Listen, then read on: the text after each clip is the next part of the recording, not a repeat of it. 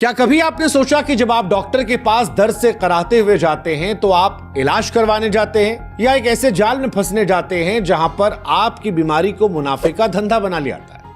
क्योंकि दर्द आपका है, तकलीफ आपकी है, लेकिन आपको दवा कौन सी मिलेगी यह तय करता है मेडिकल स्टोर या दवा बनाने वाली कंपनियों का मुनाफा। यह खबर आज इसलिए हम कर रहे हैं क्योंकि आपकी बीमारी, आपका दर्द, आपकी जेब आज एक धंधा बन चुका है जहां पर आप मोहरा हैं और इस खेल का नाम है इलाज के नाम पर लूट।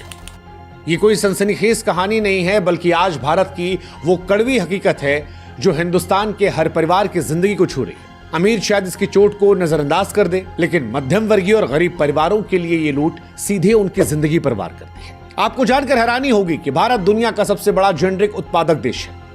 हमारे देश की सस्ती दवाएं जो हैं वो हम यहां से अमेरिका भेजते हैं, वहां लोग इसका इस्तेमाल करते हैं, वहां ब्रांडेड दवाएं केवल 10% इस्तेमाल होती हैं। लेकिन हमारे देश में आपको महंगी दवाएं दी जाती हैं। क्यों? क्योंकि आपकी सेहत से ज्यादा कीमती उनका मुनाफा है। कभी आपने सोचा कि जब आप डॉक्टर साहब के पास जाते हैं तो वो जो पर्चा लिखते हैं वो आपको पढ़ने में क्यों नहीं आता? हमारे यहां भी अक्सर लोग कहते हैं अगर किसी की हैंडराइटिंग खराब हो कि भाई साहब ऐसा लिखिए जैसे डॉक्टर लिख दिया हो। लेकिन ये कोई मजाक नहीं है, इसके पीछे बाकायदा एक सोच है, एक साजिश है। साजिश उस बात की जहां पर भारत में स्वास्थ्य सेवा कोई सेवा नहीं बल्कि एक ऐसा बाजार है जहां पर आपकी तकलीफ को बेचा जाता है। डॉक्टर साहब का पर्चा जो आपके लिए इलाज का रास्ता होना चाहिए था, वो असल में दवा कंपनी और मेडिकल स्टोर के लिए एक चेक होता है।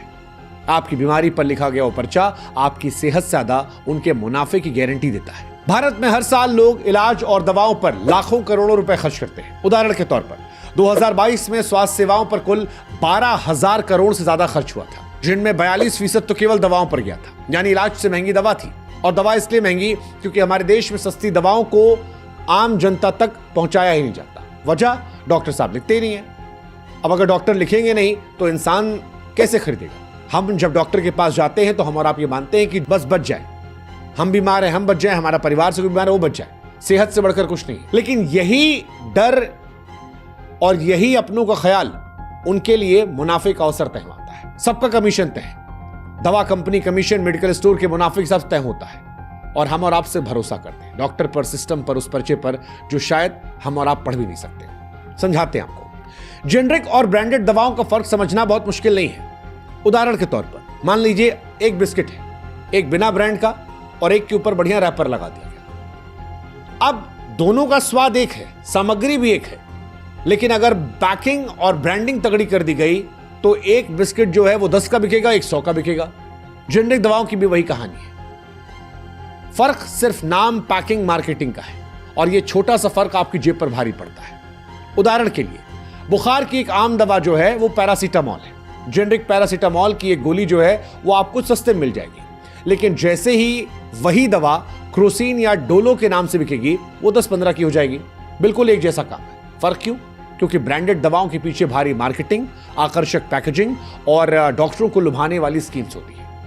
2018 में एक स्टडी में खुलासा हुआ कि ब्रांडेड दवाओं पर 100 से लेकर 1000 गुना तक मुनाफा वसूला जाता है। यानी ऐसा हो सकता है कोई दवा जो 8 रुपए की हो आपको 80 की मिल रही हो। और सबसे दुखद बात, आपको ये सारी बातें बताई ही नहीं जाती है। डॉक्टर का पर्चा इस खेल का सबसे बड़ा हथियार है। उसकी लिखावट ऐसी कि आम आदमी पढ़े नहीं, और मेडिकल स्टोर वाला उस कोड को समझ जाता है, वो आपको थमाता है, और दोनों का कमीशन जो है वो आपस में पहले से तय होता है। भारत दुनिया का सबसे बड़ा जेनरिक दवाओं का उत्पादन है, और बार बार हम कह रहे हैं कि जब हमारी दवाएं यूरोप, अमेरिका जा रही हैं, अमेरिका में तो 90% जेनरिक दवाएं जो हमसे जाती हैं, लेकिन हमारे यहां पर सिस्टम में हर कोई मुनाफे का भूखा है। डॉक्टर जेनरिक दवाएं लिखते नहीं, कमीशन कम मिलता है। दवा कंपनियां डॉक्टरों को विदेशी यात्राएं, महंगे गिफ्ट और नकद पैसे देती हैं ताकि वे उनकी ब्रांडेड दवाएं लिखें। और आपने देखा भी होगा एमआर लोगों की भीड़। अगर आपके घर के आसपास कोई डॉक्टर है तो आपने देखा होगा कि उनके यहां जो एमआर आते हैं, मेडिकल रिप्रेजेंटेटिव, वो बहुत सारे गिफ्ट लाते हैं। वो गिफ्ट इसी बात को लेकर होते हैं ताकि उनकी कंपनी की दवा जो है वही रिकमेंड की जाए, और यह पहले से तय होता है कि फलाने मेडिकल स्टोर पर ही तो वो दवा मिलेगी, और सबका कमीशन तय होता है। और इसको करने के बदले ही वो विदेशी यात्राएं, महंगे गिफ्ट जो हैं उन्हें दिए जाते हैं। 2022 में सीबीडीटी की रिपोर्ट ने डोलो 650 को लेकर भांडाफोड़ किया था। कंपनी ने बताया कि डॉक्टरों को तकरीबन देश भर में 1000 करोड़ के गिफ्ट बांटे गए। आपको याद होगा कोविड के दौरान कोई बीमार पड़ता था, यही एक दवा है जो मार्केट में दौड़ाई जा रही थी। हर आदमी जो है वो यही दवा खरीद रहा था, बार बार यही दवा जो है मार्केट में चल रही थी। अब इसको लेकर सीबीडीटी की रिपोर्ट आई है कि कंपनी ने हजारों करोड़ रुपए खर्च किए थे इसके प्रमोशन को लेकर, तभी देश भर के डॉक्टर्स लिख रहे थे। हालांकि कंपनी ने इस बात को इनकार कर दिया, लेकिन सवाल फिर भी है कि अगर कोई दवा 10 रुपए की और कोई दवा 100 रुपए की है तो कमीशन कहां ज्यादा है, इसलिए शक जो है वो गहरा होता है। 2018 में पीआईबी ने बताया था कि 5.5 करोड़ लोग ऐसे हैं जो इलाज के खर्चे से गरीबी रेखा के नीचे चले गए। इनमें से 3.8 करोड़ की जमा पूंजी सिर्फ दवाओं में खत्म हो गई। और ये आंकड़े नहीं है उन परिवार की चीखें जिनके बच्चों की पढ़ाई छूट गई, घर में राशन नहीं आया। अगर सस्ती दवाइयां मिल जाती तो शायद जिंदगी नहीं बिखरती। लेकिन आपके इमोशन से बढ़कर, आपकी सेहत से बढ़कर सिस्टम को मुनाफा चाहिए। भारत में डॉक्टर जो है वो मरीज को औसतन 2 मिनट देता है, सरकारी अस्पताल में तो 1 मिनट के आसपास समय मिलता है। अब सवाल यह कि 1 मिनट या 2 मिनट में आप क्या तकलीफ बताएंगे, क्या दर्द की गहराई बताएंगे। लेकिन पर्चा तुरंत बन जाता है। वो पर्चा जो आप नहीं पढ़ पाते लेकिन मेडिकल स्टोर वाले को मिल जाता है, वो समझ जाता है। अमीर मरीज बड़े अस्पतालों में अपनी बात रख सकते हैं, लेकिन गरीबों के साथ ये कहानी नहीं है। उसे चुपचाप वही लेना पड़ता है जो थमा दिया जाता है। इलाज आपकी जेब देखकर तय होता है, आपकी तकलीफ देखकर नहीं। सवाल आपके मन में होगा, क्या सरकारें सो रही हैं? देखिए, सरकार ने अपनी तरफ से जन औषधि योजना के तहत 13,822 जन औषधि केंद्र खोल दिए, जहां पर 6,000 करोड़ रुपए की दवाएं बिकी हैं। सरकार को भी इससे बचत हुई है। सरकार ने 2022 में जेनेरिक दवाइयों को लिखना अनिवार्य भी कर दिया था। कहा था कि नियम तोड़ने पर डॉक्टर का लाइसेंस तक रद्द हो जाएगा। लेकिन सवाल यह है कि डॉक्टर्स की लॉबी जो है, दवा कंपनियों की लॉबी जो है, वो विरोध करती है, वो आपको डराती है, क्योंकि ये उनके मुनाफे पर चोट करती है। यानी जो कोशिश सरकार कर रही है, उस कोशिश में सिस्टम इतना स्ट्रांग है कि इतनी आसानी से तो नहीं होगा। आपसे कह दिया जाता है कि जेनेरिक दवाइयां असर ही नहीं होती हैं, महंगी वाली लोगे तभी ठीक हो गए।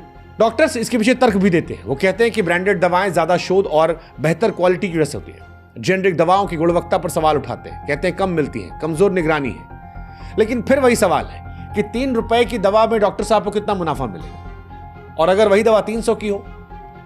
अमेरिका में तो 90% जेनेरिक दवाएं, हमारे यहां पर वो दवाएं नहीं इस्तेमाल की जाती है, क्योंकि पूरा सिस्टम वैसा बना है कि आपको महंगा इलाज लेना पड़ेगा। हमारे देश में शिक्षा और स्वास्थ्य, जो चीजें कायदे से मुफ्त होनी चाहिए, सबसे ज्यादा वहीं पर खर्चा होता है। अब सवाल है कि क्या कर सकते हैं? तो जागरूक बनिए, सवाल पूछिए, डॉक्टर साहब से पूछिए कि डॉक्टर साहब, दवा का ब्रांड नहीं, सॉल्ट कंपोजिशन लिखिए। अगर आपके आसपास जन औषधि केंद्र हैं तो वहां जाइए, सस्ती और भरोसेमंद दवाइयां लीजिए। दवाओं को पैकिंग से नहीं, उनके सक्रिय तत्व से पहचानिए। ये छोटा कदम सिस्टम को हिला सकता है। इस देश में जागरूकता से बड़ा कोई आंदोलन नहीं। अपनी सेहत को सिर्फ डॉक्टर या मेडिकल स्टोर के भरोसे मत छोड़िए, जागिए, सवाल पूछिए, क्योंकि कई बार इलाज का भी इलाज करना पड़ता है। और हाँ, डॉक्टर्स को भी भरोसा चाहिए कि जेनेरिक दवाएं सुरक्षित हो। इसके लिए सरकार को भी क्वालिटी कंट्रोल और निगरानी को और मजबूत करना होगा, ताकि हर भारतीय को सस्ती, सुरक्षित और न्यायपूर्ण इलाज मिल सके। कोई भी देश विकसित तभी होगा जब कम से कम शिक्षा और स्वास्थ्य पर सबका अधिकार होगा। शिक्षा पढ़कर जिंदगी बेहतर करने के लिए और स्वास्थ्य जिंदा रहने के लिए।